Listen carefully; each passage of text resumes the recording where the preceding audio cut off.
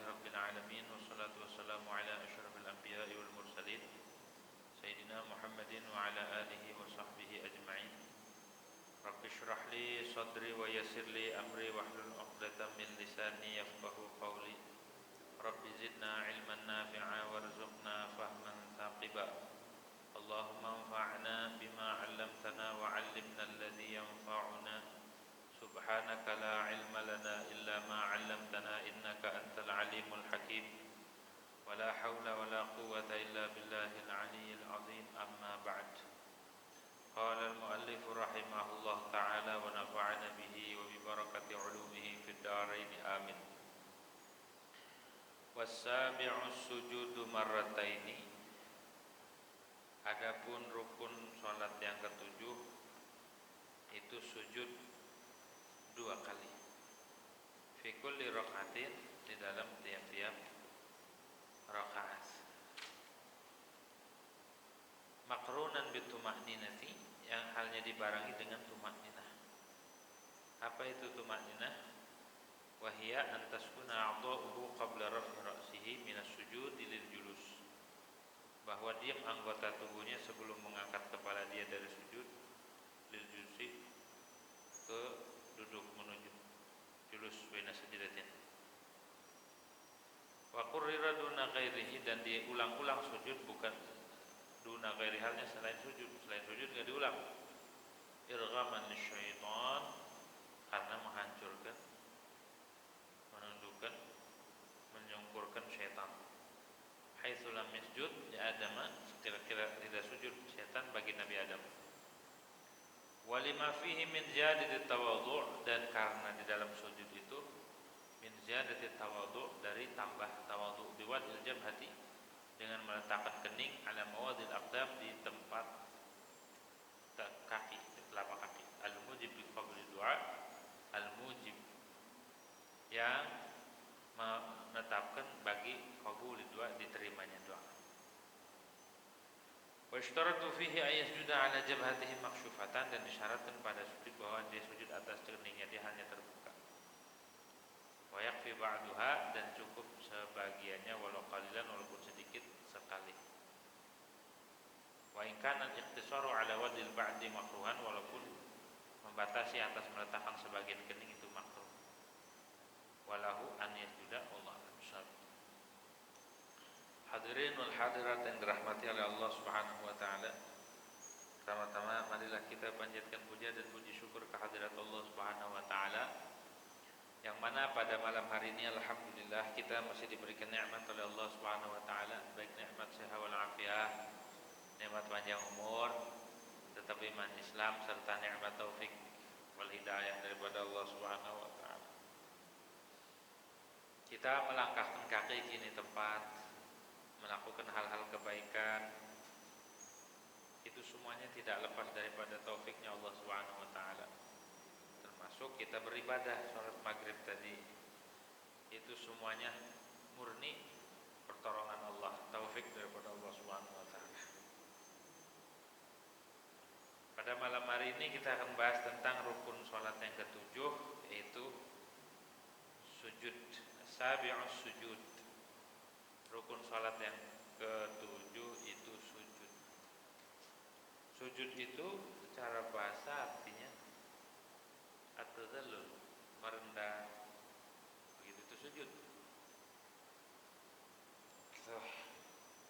Namun di dalam istilah fikih, sujud itu adalah meletakkan anggota sujud di tempat sujud, gitu ya. Marrataini, sujudnya dua kali dalam tiap-tiap rakaat. Mau sholat apa aja, setiap rakaat sujud, hanya sujud yang diulang. Dari semua rukun cuma sujud yang dua kali. Kalau selain sujud sekali, ruku sekali setiap rakaat, i'tidal sekali, berdiri sekali, terus duduk antara dua sujud ya sekali aja, gitu. Cuma ini doang. Maqrunan bituma'ninati, halnya dibarengi dengan tuma'ninah. Ketika sujud harus ada tuma'ninah. Tuma'ninah itu diam sejenak. ketika meletakkan jabhah itu kening di tempat sujud, tempat paling rendah itu tanah. Anggota yang paling mulia ketika kita menghadap Allah Subhanahu wa taala disuruh diletakkan serdardahnya. Karena di hadapan Allah tidak ada yang mulia, tidak ada yang maha luhur, tidak ada yang maha agung kecuali Allah. Makanya kita disuruh meletakkan anggota yang paling mulia itu muka atau kepala diletakkan di tempat yang paling rendah. Kita di hadapan Allah. Kita pun duduk. Dan juga salah satu yang membuat Allah dan Rasul cinta, ridho,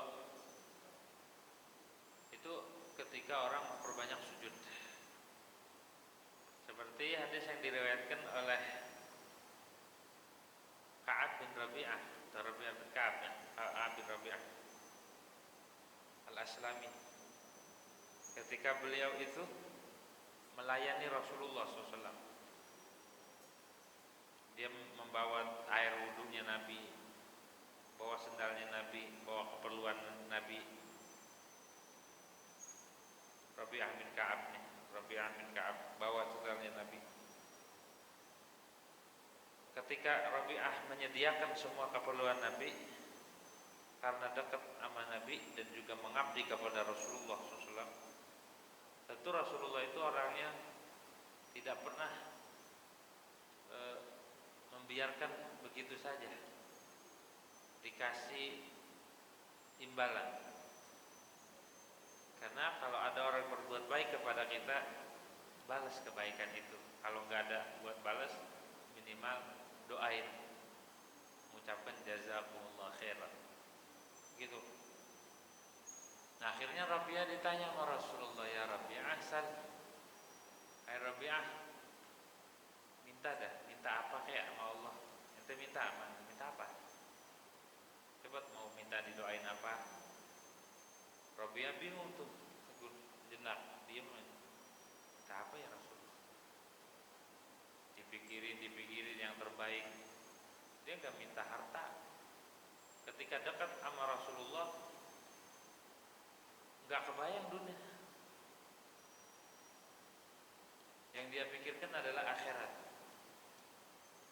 Jadi orang kalau lagi ngaji sama Nabi tuh nggak kebayang dunia, kepikirnya akhirat. Seolah-olah surga di depan mata dia, seolah neraka di depan dia. Begitu, itu keimanan sahabat-sahabat. Akhirnya dia ngerenung, dijawab, oh iya ada permintaan yang paling top nih, paling bagus. Ada ya Rasulullah, saya mau minta apa, minta silakan. Kata Rabi'ah, murafaqataka fil jannah ya Rasulullah. Ana mau berdampingan, beriringan, beserta engkau selalu sampai surga ya Rasulullah. Kalau di dunia mah jangan ditanya, orang lagi di depan mata. Sahabat itu kelebihannya mereka hidup bareng Nabi, bercengkrama sama Nabi, makan bareng sama Nabi, sholat bareng sama Nabi, berjuang sama Nabi. Jadi yang dipikirkan nanti di akhirat kita bisa ketemu nggak sama Nabi tuh. Sahabat segitu sudah dekat tapi mikirin nanti. Kalau kita di dunia nggak ketemu, tapi nggak pernah terpikir, terbesit pengen begitu tuh. Awalnya dzalik ya Rabi'ah. Ada lagi nggak selain itu? Selain permohonan itu ada lagi nggak? Ada nggak ya? Buat ya Rasul. Itu aja kayaknya dah. Saya mau pengen berdampingan sama engkau ya Rasul. Sampai surga saya pengen ngikut engkau. Saking cintanya sama Nabi Muhammad Sallallahu Alaihi Wasallam. Itu orang kalau udah cinta begitu. Saya pengen sama engkau ya Rasulullah. Ya lo apa kalau pengen sama Rasul tak nggak masuk surga? Nggak mungkin ditinggal, pasti ngikut. Pinter nggak mintanya tuh. Kalau sama Nabi kan kalau mau ditanya apa-apa di akhirat nanti, orang sama Rasul sih ditanya. Gitu, tanya aja pemimpinnya tuh gitu. Akhirnya permintaan itu dikabulkan sama Rasul. Oke, baik. selalu denganku, menyertaiku sampai surga. Kata Nabi, saya minta syarat. Apa syaratnya? Kata Nabi, a'inni ala nafsika bi kathrati sujud.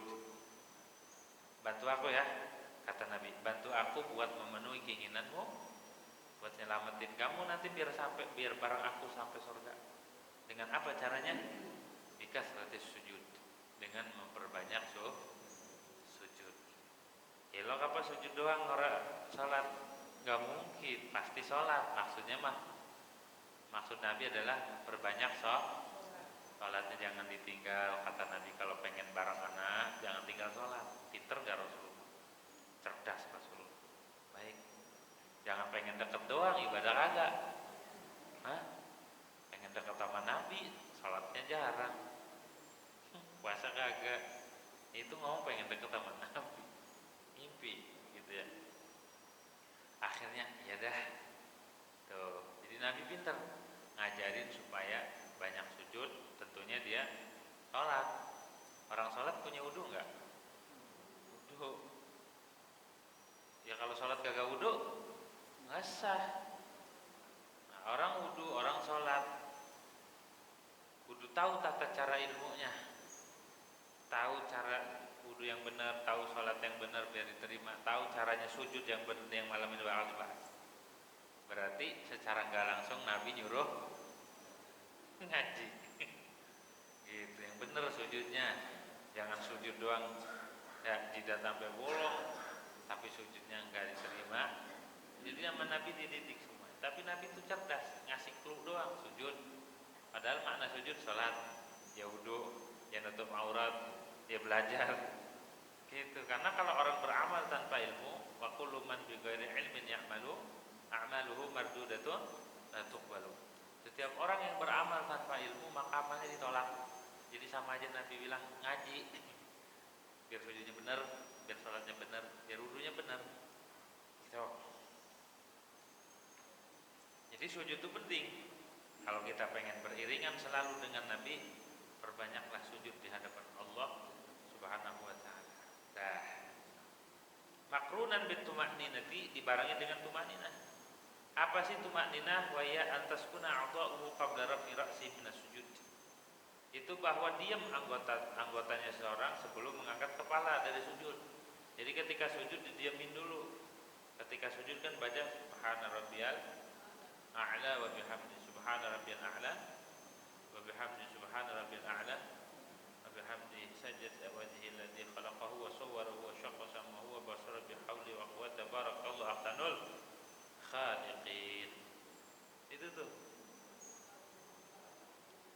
doa sujudnya biar lamaan dikit. Itu yang warid dari Nabi. Tapi kalau jadi imam jangan lama-lama, takut makmumnya protes kalau nggak suka, terus sholatnya nggak diterima. Cukup subhana rabbiyal. Jangan ini sujud sampai 10 menit. Makmum apa gelepak, ada yang pingsan. Lama sujud. Ada yang kagak bangun-bangun, hengkong. Jangan egois jadi imam. Kalau jadi imam tuh perhatikan makmum. Kalau di belakang ada yang tua, renta, ada yang belum makan, ada yang sakit, ada yang macam-macam. Kita kudu bijak. Ya, jangan jadi imam baca tasbihnya 100. Allah. Langsung besok kapok semua gak ada yang sholat akhirnya tuh. Nabi itu nggak pernah ngomel sama orang yang sholatnya sebentar, tapi Nabi ngomel sama orang yang sholatnya kelamaan. Jadi imam tapi lama, domelin sama Nabi. Salah satu sahabat Nabi ada yang jadi imam kelamaan, akhirnya sahabat Mufarraqah protes, ngadu terus, ya Rasul sholatnya kelamaan. Panggil sama Nabi, tegur. Ente mau bikin fitnah, kata Nabi begitu. Sahabatnya ditegur, apa lu? Ente mau bikin fitnah? Cukup kalau sholat isya, sholat ini baca aja wadduha, wasyamsi dan lain sebagainya, itu sholat pendek metin, kata Nabi begitu. Di Sahihul Bukhari diterangin di juz 1. Jangan lama-lama. Ya. Jadi Nabi itu memperhatikan kondisi. Tapi kalau sholatnya sendiri, mau khatam Quran satu rakaat silahkan. Tapi kalau sholat berjamaah perhatikan. Begitu. Makanya kalau orang yang yang ngerti fikih jadi imam tuh dia bakalan sedang, nggak bakal kelamaan. Ngerti dia, oh di belakang nih ada yang sini gitu, nggak egois. Itu walaupun hafal Quran, jangan kelamaan. Sujud pun sama, jangan kelamaan. Kalau yang ngerti fikih nggak lama-lama, gitu ya. Nah, jadi minimal ada tumakninah. Tumakninah itu paling sedikit syukuran subhanallah sebentar doang. Tapi paling utamanya ya syukuran zikir yang warid, tasbih subhana rabbiyal a'la 3 kali, adnal kamal salat, dan doanya sujud. Nah, udah cukup. Gitu ya. Itu tasbihnya 3. Sebelum mengangkat kepala dia harus tumakninah. Kalau nggak tumakninah dikecam salatnya. Luar yang cepet tuh berapa menit? Ya, dolin amin tuh walau dolin aja. Terus sujudnya Allah Akbar, Nabi nggak demen kayak gitu, kecepatan itu namanya sholat rem blong. Jadi kagak ada rem sama sekali. Assalamualaikum langsung pada muntah habis itu makmumnya, gitu ya. Jangan sederhana aja, jangan terlalu cepat, jangan terlalu lama, sedang khairul umur awsatu, paling baiknya perkara itu yang pertengahan. Lama kagak, sebentar juga enggak, cepet enggak, udah. Wa qurrira duna khairi, dan diulang sujud itu 2 kali. Kenapa? Yang lain enggak diulang. Irghaman lisyaitan. Ini menghinakan setan, biar setan tuh merasa terpukul, tersungkur, hina, merasa tercela. Kenapa? Haitsu lam yasjud li Adam. Sekira-kira dia nggak mau sujud sama Nabi Adam. Ketika disuruh sujud sama Allah ke Nabi Adam, dia nggak mau sujud. Tapi umatnya Nabi Muhammad SAW pada sujud tuh setan ngenes, gitu ya. Saya dulu disuruh sujud. Tapi kalau ada umat Nabi Muhammad SAW itu kagak mau sujud, berarti ngelebihin setan. Emang apa? Setan mah kagak mau sujud sama Nabi Adam. Hah? Ya kan? Kita kalau nggak mau sujud sama Allah ngelebihin setan berarti. Nabi Adam, setan mah nggak mau sujud sama Nabi Adam. Masih sujud sama Allah masih. Nah kita umat Nabi Muhammad SAW kalau nggak mau sholat, kalau nggak mau sujud, berarti sombongan kita melebihi setan. Begitu. Kalau ada yang kagak sholat, setan wah lebih hina dari anak nggak mau sujud sama Nabi Adam. Ente mah nggak mau, lu nggak mau. Tuh, makanya ketika orang itu sujud, setan gitu ya, misal. Satu, itu alasannya kenapa diulang. Kedua, walima fihi min ziyadati tawadhu, dan karena di dalam sujud itu ketika diulang ada tambah tawadhu. Begitu ya, tambah tawadhu, rendah hati. Itu tawadhu namanya. Tawadhu itu lawanan sombong. Jadi yang Nabi semua dididik biar kagak punya sifat sombong. Jadi sholat itu mendidik biar orang itu tidak memiliki kesombongan di dalam diri. Makanya kalau orang rajin ibadah, rajin sujud, dan benar-benar sujudnya diterima, maka dia akan melahirkan sikap dan sifat tawadhu. Tapi kalau orang itu sholat, sujud, tapi makin sombong, masih sombong, berarti sujudnya tidak diterima oleh Allah Subhanahu wa taala. Begitu tuh ya, sujudnya tidak diterima. Ini orang rajin banget sholatnya tapi sombongnya juga rajin. Begitu ya. Padahal kalau sholat di depan, kalau sholat belum waktu udah masuk masjid. Kadang masjid dikunci aja, didobrak, saking rajinnya. Punya kunci rahasia. Gitu. Tapi sombongnya ucus-ucus sombongnya. Nauzubillahi min dzalik. Sombong, menyombongkan diri dengan pangkat kedudukan begitu ya, nyombong. Gini-gini kan gua RT, dah RT aja sombong, RW, WB, nggak boleh sombong, gitu. Udah tua nggak boleh sombong, gitu ya. Ini mau udah tua sombong, begitu. Gini-gini kan gua yang tertua di sini, nggak boleh, begitu, nggak boleh sombong, gitu tuh ya.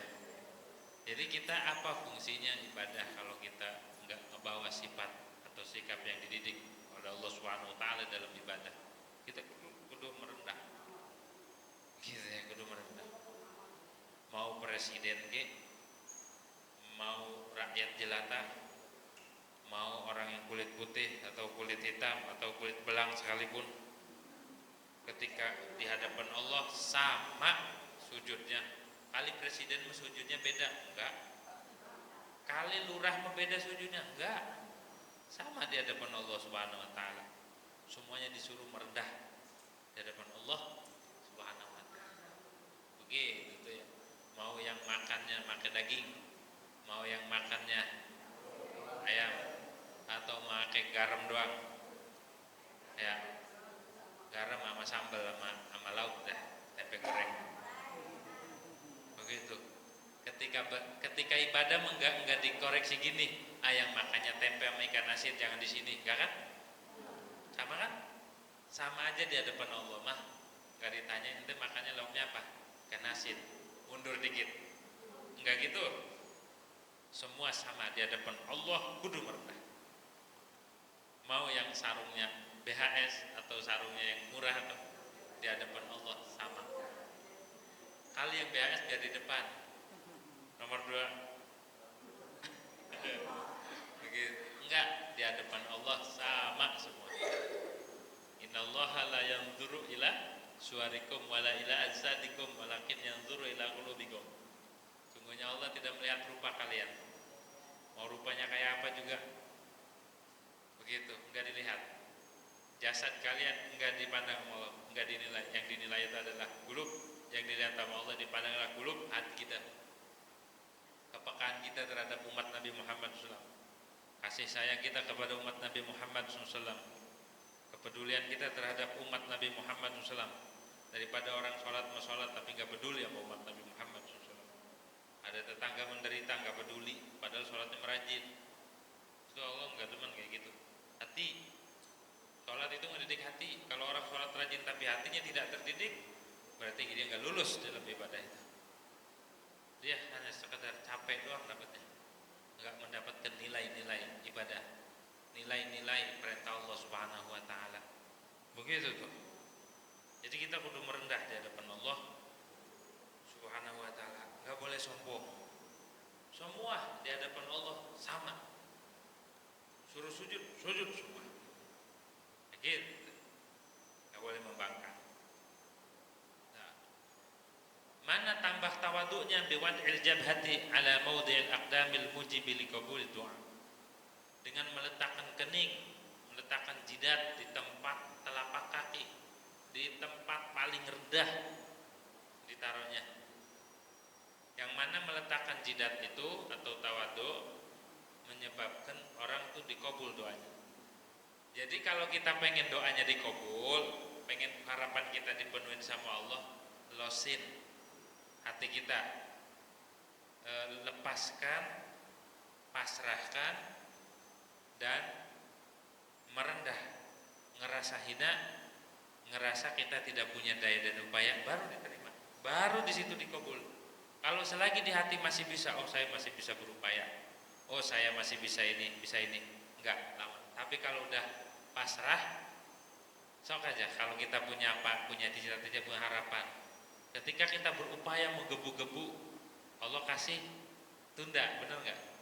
Tapi kalau udah los saja, udah nyerah, udah pasrah, tahu-tahu didatangkan, tahu-tahu dikabul hajatnya, tahu-tahu nggak diduga-duga, langsung Allah terima, langsung Allah kabulkan. Kenapa demikian? Karena kita sudah menemukan titik kehambaan kita. Apa titik kehambaannya? Ngerasa hina, ngerasa tidak punya daya dan kalau udah nangis saja ngisap, udah nggak ada yang nolongin, tetangga pada lari, saudara pun sama, nggak ada yang bantu, diam aja, satu-satunya hanya Allahus Somad, Allah yang dituju. Tapi benar-benar dari hati, di hati udah pasrah, ya Allah saya udah nggak ada jalan nih, nggak ada daya dan upaya, ya Allah mohon tolong hamba ya Allah. Begitu tuh, udah nangis aja malam-malam. Kalau masih pules tidurnya, masih nyenyak, berarti belum tulus memohonnya kita. Ongko mohon, ongko nangis tapi pules, masih pakai mukena sempet tidur, nah ini belum. Tapi kalau udah nggak bisa tidur sampai subuh, udah nggak bisa tidur tuh, begadang nangis aja sampai subuh, giliran sholat subuh tidur, ya gitu ya. Maksudnya mah sampai subuh, nungguin subuh bangun, terus habis sholat subuh dia nangis lagi, ya Allah bagaimana ini caranya ya Allah. Dia ngerengek-rengek sama Allah, ya Allah gak ada jalan keluar, saya bantu saya ya Allah, tolong hamba ya Allah, saya udah gak punya daya upaya ya Allah. Baru tuh dikasih.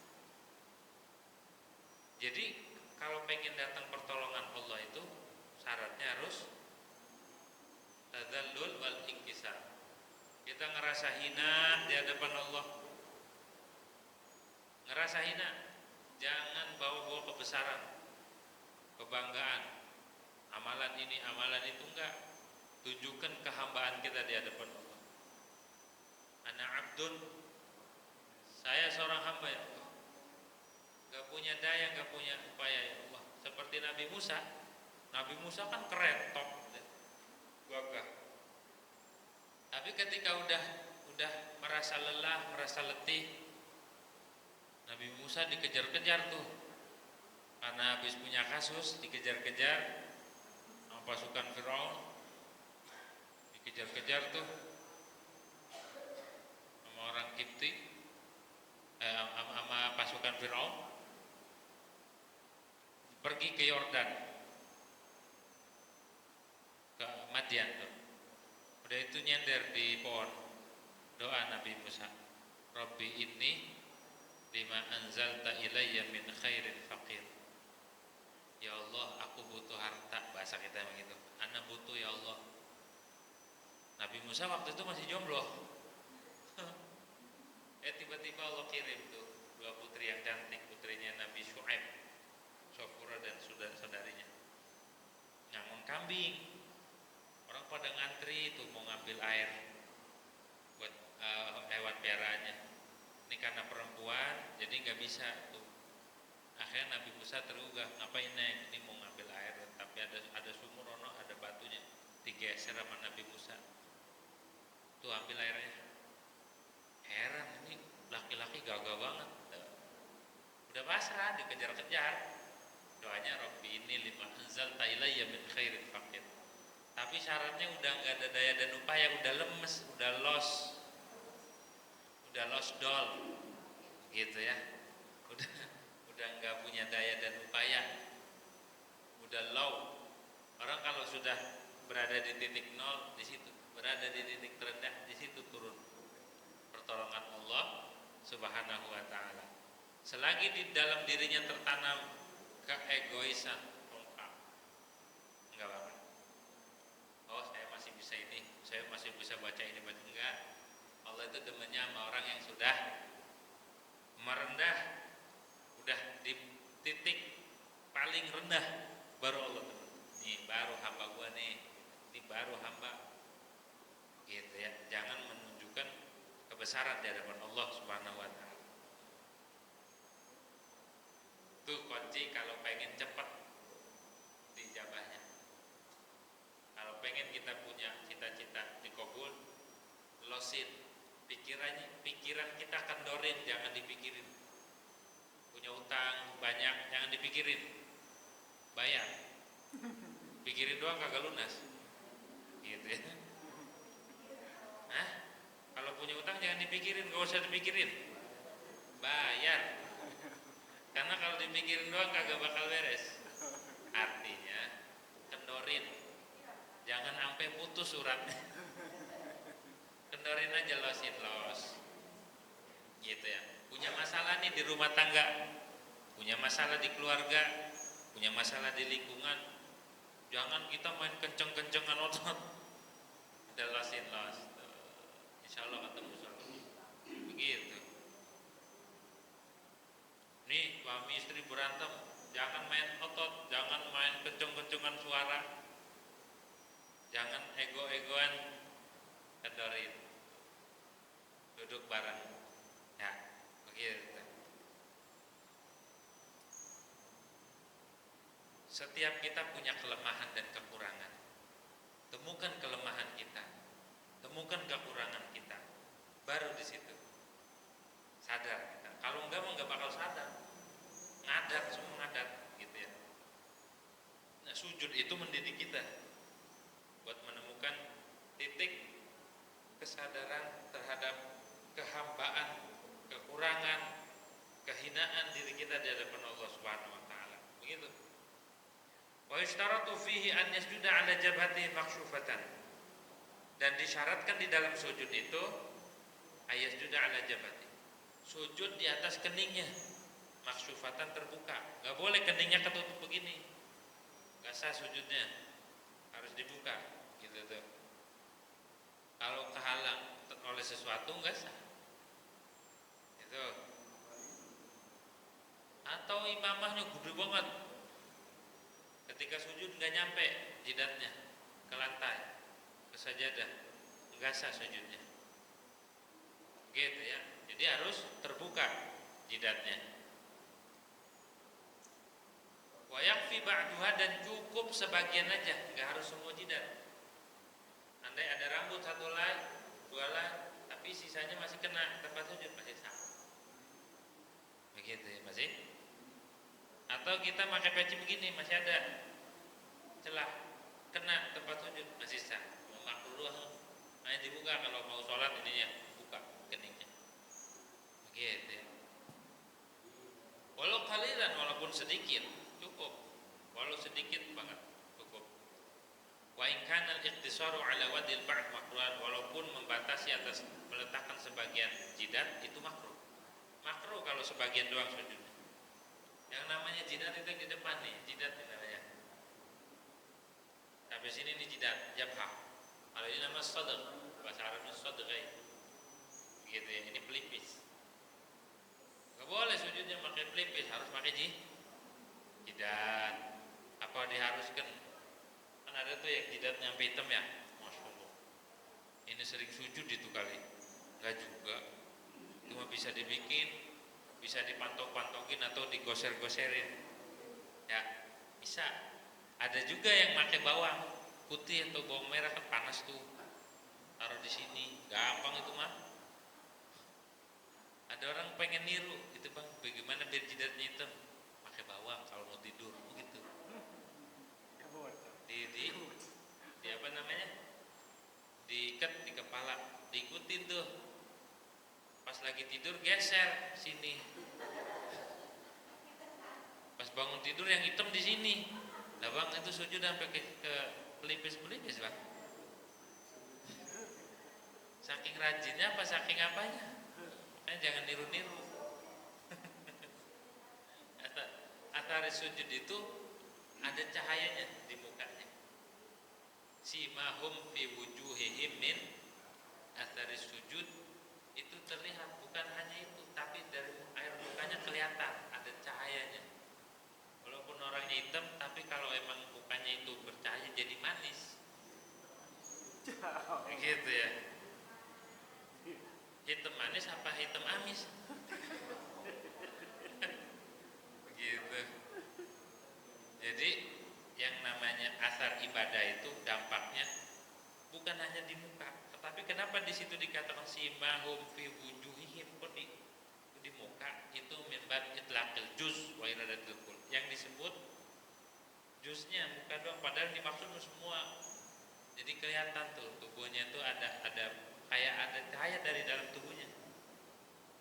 Begitu dilihatnya ada sinar terang, tapi enggak seperti lampu. Tapi kalau ahlillah, orang-orang saleh Melihatnya emang cahaya kayak lampu, tapi kalau orang-orang biasa melihatnya resep aja dilihatnya, begitu. Kayak ada cahayanya dari muka ataupun dari tangan, dilihat enak, gitu ya. Ada orang kan dilihatnya enak, bukan enak. Enak empat, karena kagak sering ibadah dia mah, kagak kena air wudhu, gitu. Sama wudhu aja lupa, wudhu lupa, sama kulhu lupa, sama fatihah lupa, saking jarang dipakai, gitu. Jadi kalau orang itu rajin ibadah walaupun diumpetin, kalau orang soleh walaupun diumpetin, ketahuan dia kesolehan itu nampak dari wajah. Penjahat walaupun ditutupin pakai sorban, tetap aja penjahat. Jadi orang yang tulus, orang yang jahat, orang baik, orang kelihatan. Begitu. Jadi athar sujud itu ada, pengaruh ibadah itu ada di kehidupan. Dulunya temperamen, pas sudah ibadah mulu beda. Dulunya dia kasar, dulunya dia senggol bacok, pas ibadahnya dapat nih, sir ibadahnya udah beda aja. Sekarang mah kalau injak kakinya, bang injak lagi satu lagi. Maaf bang, maaf nggak sengaja. Enggak, ini injak aja. Gitu, dia ketakutan dulu preman. Tuh kalau udah perubahan mah, dia udah redha sama ketetapan Allah Subhanahu Wa Taala. Sendal hilang dulu mah yang nyolong sekampung dicariin. Sekarang mah sendal hilang kagak ngapa-ngapa. Begitu. Jadi udah ada perubahan. Gitu. Jadi ibadah itu mau nggak mau ada asarnya. Udah ditulis di dalam Al-Quran. Simahum fi wujuhim min asaris sujud. Tawadhu, jadi orang merendah. Ada sifat ubudiyah di hati. Nah, walahu an yasjuda ala nahwi mindilin, dan boleh dia sujud di atas umpama mindil. Mindil itu sapu tangan. Boleh nggak kita sujudnya di mindil yang ada di tangan dia dipegang, walaupun diikat. Padahal kan nggak boleh kita sujud pada sesuatu yang kita bawa. Syaratnya sujud itu tidak boleh sujud ala syai'in mahmulin, ala mahmulin yataharraku bi harakati. Nggak boleh kita sujud pada sesuatu yang kita bawa. Seperti baju kita, sorban kita yang kita bawa, atau peci kita nggak boleh sujudnya sama peci geser. Sorban kita panjang banget digelar, ambil di bawah nih, bukan digelarin doang, ambil dipakai. Sujud di situ nggak sah sujudnya. Jadi di antara syarat sujud itu tidak boleh sujud pada sesuatu yang kita bawa. Nah ini mindil, ini pengecualian kata Imam Haq. Pakai kerudung nggak boleh. Sejadah nggak apa-apa. Ini yang kita pakai, yang dikenakan langsung. Ini misal mukenanya digeser ke jidat begitu tuh, atau makan nikopnya digeser ke sini, itu nggak sah. Gitu. Kalau dilepas enggak. Misalkan sorban kita dilepas, taruh di tutup, nggak apa-apa. Ini yang lagi dipakai, yang lagi dikenakan. Gitu ya. Jadi jidat kita harus nggak ada penghalang. Tapi menurut Imam Hafni, kalau dimindil sapu tangan nggak apa-apa. Kenapa? Li'annahu wa in rabatu biyadi la yuradu bid'ah. Karena mindil mau walaupun diikat di tangan tidak dimaksud selamanya. Mungkin orang tuh ngikat mindil terus kayak orang gila. Gitu ya. Fa yakunu hadza mustasnan minal mahmul. Maka adalah hal ini, sujud di atas mindil itu mustasna, pengecualian daripada sesuatu yang dibawa. Kan kita nggak boleh sujud pada sesuatu yang kita kenakan. Sarung kita misalkan, sarung yang dipakai, kalau yang agak dipakai membuat sejadah nggak apa-apa. Ini maksudnya sarung yang sedang kita kenakan, pakaian yang sedang kita kenakan itu tidak boleh nutupin jidat kita. Begitu ya. Waqad al-ghaza fihi atau al-ghiza, dan dijadikan tebak-tebakan pada masalah ini. Maka ditanyakan begini, syakhsun yasjudu ala mahmulin yataharraku bi harakati wa sahhat salatu. Ada orang sujudnya pada sesuatu dia bawa, yang dia kenakan, yang gerak ketika dia gerak, tapi sah salatnya. Nah, ini jawabannya. sujud di atas mindil itu sapu tangan. Ini doang pengecualian. Kalau kita misalnya tangan kita ditaruh buat sujud, nggak boleh, harus ke tempat sujud. Atau sesuatu yang kita pakai ngalangi jidat kita, nggak boleh. Apa aja, gitu ya. Harus terbuka jidatnya. Anggota sujud itu harus terbuka, nggak boleh ada yang menghalangi. Begitu, kagak boleh ada yang menghalangi. Tuh. Wa ala rukbatayhi, dan atas dua lututnya juga kudu diletakkan di tempat sujud. Jadi anggota sujud ada berapa? 7 ya.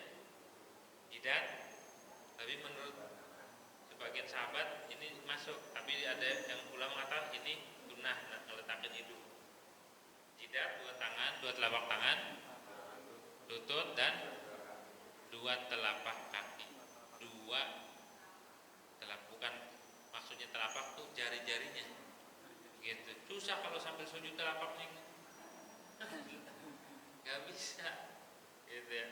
Maksudnya jari. Wa ala juz'in min butuni yadayhi, dan atas juz dari bagian dalam 2 tangannya. Enggak semuanya yang nempel ketika ditutup begitu. Wal i'tibaru bi batinil kaffi, dan yang dianggap yang ditibar itu adalah bagian dalam telapak tangan. Mana? Wa huwa ma yanqudu masuhu wal wudu, sesuatu yang disentuhnya itu membatalkan wudu. Ma yanqudu masuhu al wudu, sawa anil asabi war rahah, baik jari dan telapak tangan. Yang orang kalau megang kemaluan dengan ini di bab wudu batal. Itu bagian dalam jari dan ketika ditutup, itu dia minimal waktu sujud itu diletakkan. Wa juz'un min butuni atrafi asabi qadamih, dan juz dari bagian dalam atrafi asabi, ujung jari 2 telapak kakinya, dalamnya tuh bagian dalamnya. Walau min usbu'in faqat, walaupun 1 jari saja. Min yadin aw rijlin, dari tangan ataupun kaki. Harus diletakkan tuh. Menurut Imam Nawawi harus semua, kalau nggak diletakin nggak sah.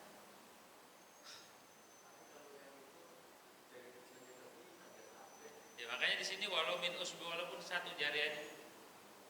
Menurut pendapat Imam Rafi'i, yang penting jidat. Yang penting jidat, sah. Yang lain enggak jadi. Tapi menurut Imam Nawawi harus semua. Bahkan menurut Syekhul Islam Zakaria Al-Ansar rahimahullah rahmatal abrar, semua ini harus ditekan, bukan jidat doang. Semua anggota sujud harus ditekan. Tuh. Gitu ya. Wa juz'in min butun wa yajibu wadu hadhihi al-a'dha'i sab'ati ala musallahu fi anin wahidin, dan wajib meletakkan anggota yang 7 di atas tempat sholat dia fi anin wahidin, pada 1 waktu bersamaan. Ya, maksudnya ketika sujud harus sama tuh 1 waktu. Walaupun waktu ngeletakinnya kaki dulu, telapak jari kaki, kemudian lutut, habis itu tangan, kemudian jidat. Tapi pas sujud bareng. Ada juga yang sebagian ulama telapak kaki, jari ini, tangan, dengkul, baru jidat. Tapi kita sunahnya dari telapak, lutut, tangan, baru jidat. Begitu tuh ya. Ngurut di dalam mazhab Syafi'i begitu sunahnya nanti. Ngeletakin kaki dulu, kaki memang di bawah. Itu lutut dulu, habis lutut tangan, habis tangan jidat. Jangan jidat dulu, benjol nanti. Gitu ya. Jadi ngurut tata cara ngeletakinnya aja ada tuh.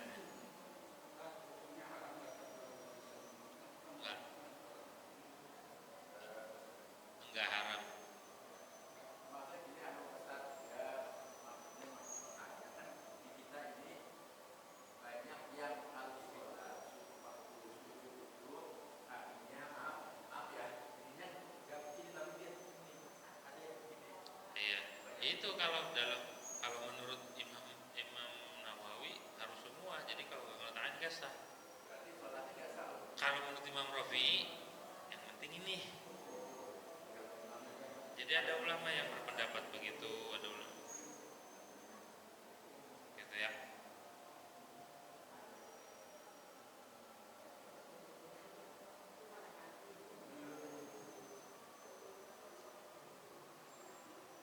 Jadi harus diletakkan.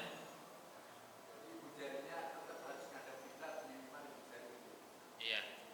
Menurut qaul mu'tamad harus ditekan, harus menghadap kiblat. Gitu. Dan yang mu'tamad menurut Imam Rafi'i yang penting tidak.